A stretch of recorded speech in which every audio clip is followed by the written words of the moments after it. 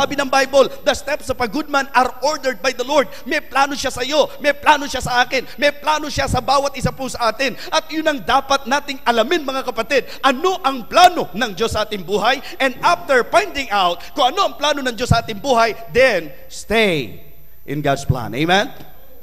Yun ang unang puntos natin ngayong gabi. Mga kapatid, staying in God's plan. Huwag kang lilihis.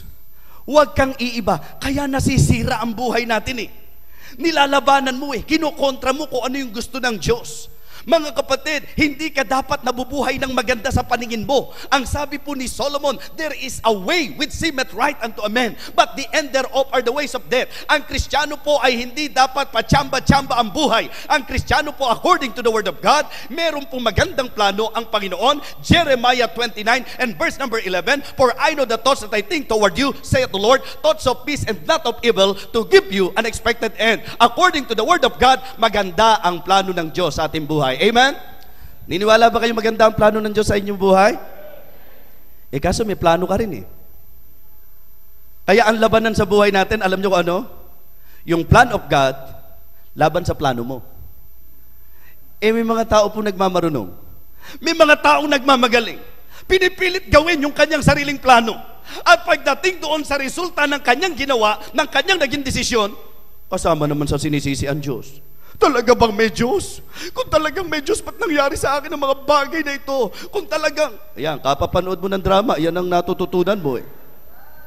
Di ba? Parang Mara-Clara ang dating mo eh.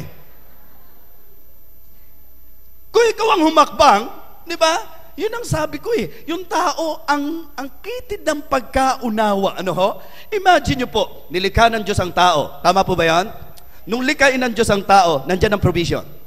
Diba? At babalikan natin, ito yung isa sa paboritong lagi kong idinidiin eh. Binibigyan ng emphasis eh. Kasi ito naman ang origin eh. Nung likhain ng Diyos ang tao, maliwanag po na ang Diyos po ay napakasakdal sa kanyang napakagandang disenyo. Ang sabi niya, nilagay niya sa Eden, Garden of Eden. At ang sabi niya sa tao, of all the fruits of the trees of the garden, thou mayest freely eat. But of the fruit of the knowledge of good and evil, thou shalt not eat of it. For in the days that thou eatest thereof, ano sabi niya? Thou shalt surely die. Ano pa ang pagkukulang na sasabihin nyo sa bahagi ng Diyos? Sinabi na niya ang dapat mong gawin. Sinabi na niya ang hindi mo dapat gawin. Tinuro na sa iyo kung ano yung kakainin at sinabi na sa iyo kung ano ang hindi kakainin. Pero ano ginawa ng tao? Diba? Nung tuksuhin ni Satanas, ano ginawa ng tao? Kumanta? O tukso, layuan mo ako, ganun ba? Ano ginawa ng tao nung tunukso ni Satanas? Ang linaw ng salita ng Diyos, abay, mas naniwala kay Satanas. Naintindihan niyo po?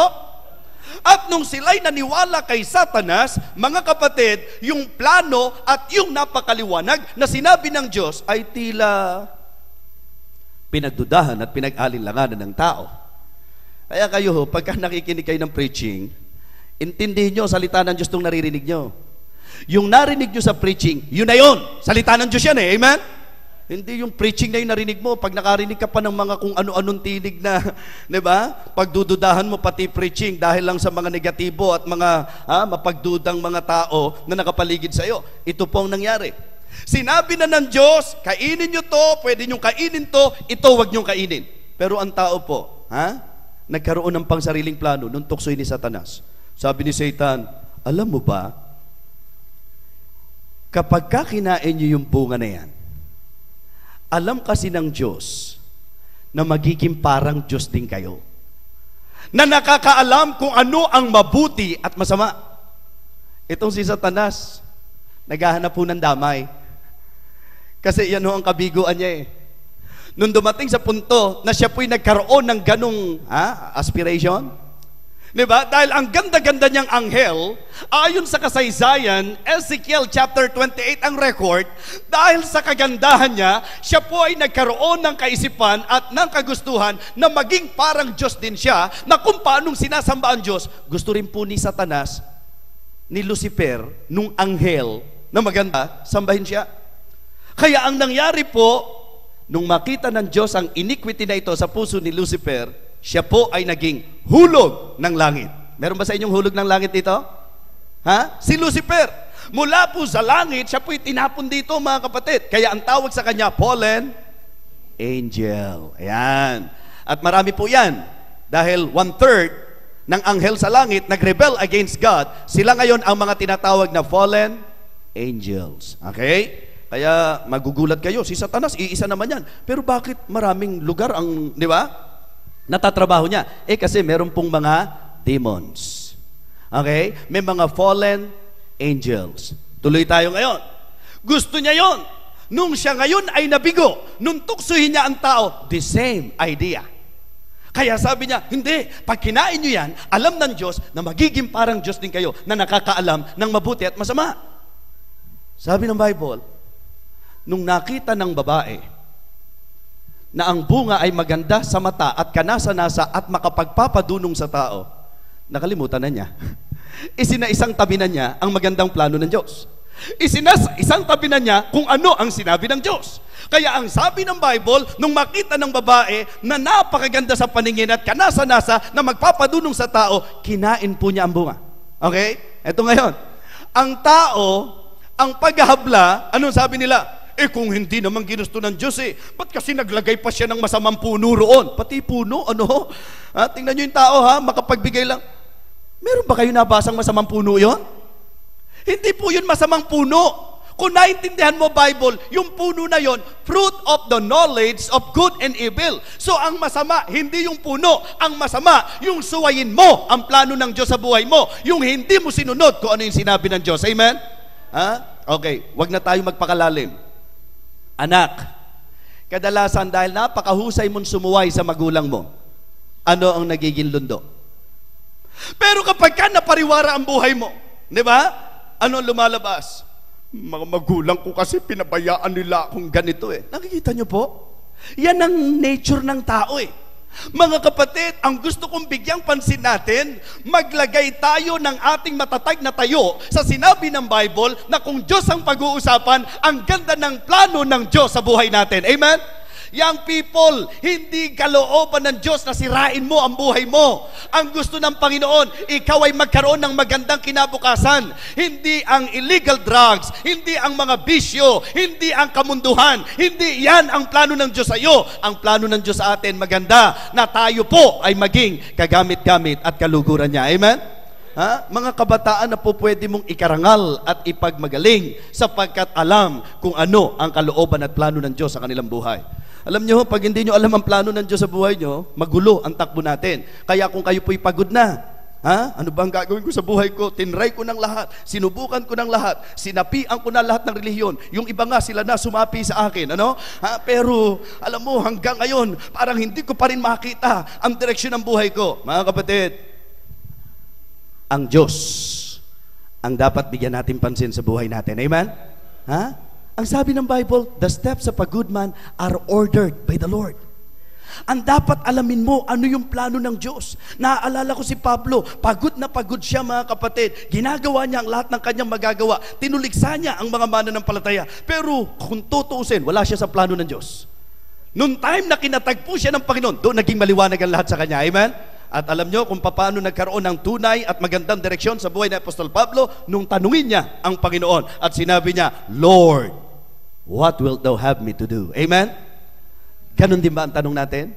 O gusto mong gawin yung gusto mong gawin? O gusto mong ipilit kung ano lang yung gusto mo? Ayaw ko dyan sa church na yan, maraming bawal.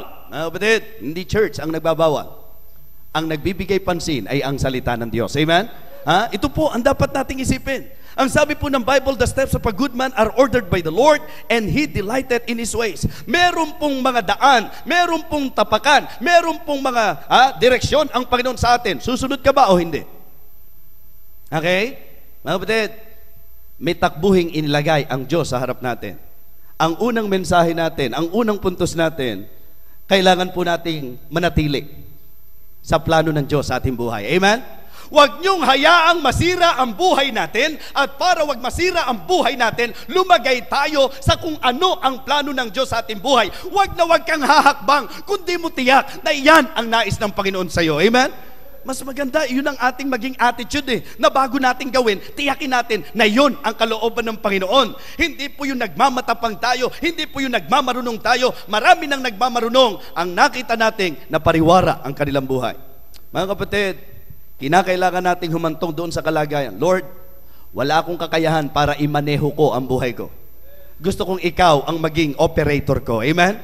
Gusto kong ikaw ang magpatakbo ng buhay ko. Gusto kong ikaw ang magsabi sa akin kung ano ang dapat at hindi dapat. Ang gusto ko mangyari sa akin kung ano ang plano mo. I believe, mga kapatid, na ang Diyos, siya po ang pinakadakilang arkitekto. Amen? Siya po ang pinakamahusay na builder. Pamilya, siya ho makapagtatayo ng pamilya. Buhay, siya ho makapagtatayo ng buhay ninyo. Yung magandang kinabukasan, nasa Kanya po ang magandang kinabukasan. Ang kailangan lang po, sumunod tayo sa Kanya. Alright? Stay in God's plan. Number 2, be sensitive in God's purpose. Ang sabi po rito, mga kapatid, the steps of a good man are ordered by the Lord, and He delighted in His way. Pansinin niyo po ang sabi ng verse 24. Ito naging tanong ko yan Yung bang, maganda rin kasi pag nagbabasa tayo ng Bible, magandang meron din tayong parang analytical mind, di ba? Yung bang iisipin natin mabuti. Sabi rito, good man.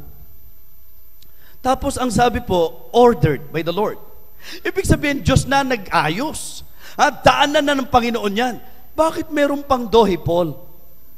Di ba? Bakit Diyos na pala ang nagtalaga, Diyos na pala ang may kalooban, Diyos na pala ang may plano, ba't kasama po yung sinabing dohipol? Una, para paalalahanan tayo, katulad ng sinabi ko sa inyo, huwag niyong isipin ngayon Kristiyano na kayo, lahat okay na kaagad sa takbo. May mga pagkakataong nalilihis ka, nagkakamali ka, nagkakasala ka, di ba? Ito sabi niya, the steps of a good man are ordered by the Lord, and He delighted in His way. Though he fall, he shall not be utterly cast down, because the Lord upholdeth him with His hand.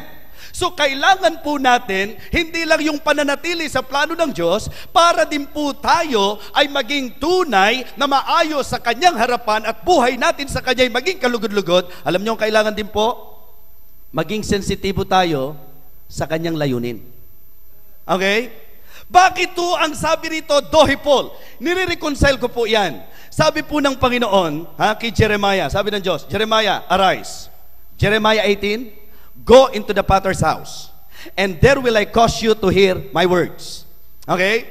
At nung siya po'y pumasok doon sa potter house, mga kapatid, potter's house, alam niyo, nakita niya na yung potter, di ba, wrought his works on the wheels. Ang nakita niyang sitwasyon doon sa potter's house, na yung pong magpapalayok ay gumagawa ng palayok. At ang sabi ng Bible, Jeremiah 18, and the vessel that was made of clay into the hands of the potter was marred. Habang ginagawa daw po, naglamat. Hindi ba parang ang idea po, the steps of a good man ordered by the Lord, He delighted in His ways, though he fall. Ibig sabihin, sa kanya pong lakad sa Panginoon, may panahon na siya po'y nabagsak. May panahon na siya po'y nadapa. Ito naman, habang nasa potter's hand, naglamat. Kaya kapag inisip mo, hindi ba yung potter dito, inilalarawan niya ang Diyos? Pwede pala ba yun? Nasa Panginoon ka na, malalamatan ka pa. Yes, that's the message. Ano ngayon ang dahilan? Ano yung purpose? Bakit kailangan pang payagan ng Diyos na makaranas tayo ng pagkabaldog, pagkabuwal o paglihis sa ating buhay? Mga kapatid, ako po, ang aking pag-iisip ay malinaw na kung ano yung sinabi ng Bible, yun ang nakita kong purpose. Though he fall, he shall not be utterly cast down, for the Lord upholdeth him with His hand. Mga kapatid, ang reason kung bakit may mga pagkakataon na tayo nangihina, na tayo nabubuwal, na tayo nalilihis, na tayo kinakapos o nagkukulang, upang ma-realize natin na laging kailangan natin ang Diyos. At sa panahon ng ating pagbagsak, ma-realize natin na may Diyos na nakaunat ang kamay at laging handang magtayo sa atin. Amen? Kaya kapag nakakaranas tayo ng pagkabuwal, wag kong tuloy-tuloy gulong. At ayoko nang tumayo. Di ba? Yung pagka napasama, hindi, magpapakasama na ako ng husto. Hindi ho yun. Mga kapatid, nangyayari po talaga yan. May mga pagkakataon talagang nakakalimot ka. May mga pagkakataon talagang bumibigay ka. May mga pagkakataon talagang nanghihina ka. Kaya nga may revival meeting para maramdaman mo na may kamayang Diyos na iniunat sa atin upang lahat ng nalugmok, upang lahat ng nabuwal, upang